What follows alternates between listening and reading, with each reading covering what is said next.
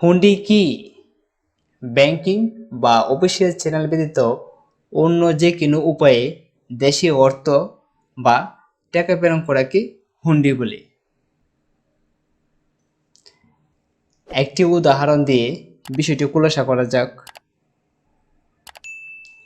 ধরা যাক সাকিব সৌদি আরব গিয়েছে এবং কাজ করে টাকা উপার্জন করেছে।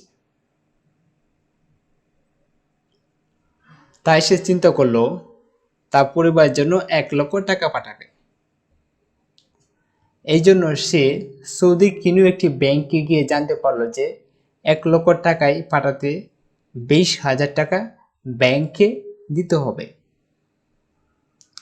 একথা শুনে বাসায় ফিরে আসলো এবং জানতে পারলো তার প্রতিবেশী বন্ধু বাড়িতে আসবে। তখন তার বন্ধুকে বিষয়টি জানানোর পর তার বন্ধু তাকে প্রস্তাব করলো 1,00,000 টাকা পৌঁছে দিলে তাকে 5,000 টাকা দিতে হবে। সাকিব চিন্তা করলো এতে তার 15,000 টাকা বাঁচবে আর অন্যদিকে তার বন্ধু পাবে 5,000 টাকা। এতে উভয় লাভ। আর এটাই হলো হুন্ডি ব্যবস্থা। ওকে, থ্যাংক ইউ, আল্লাহ হাফেজ।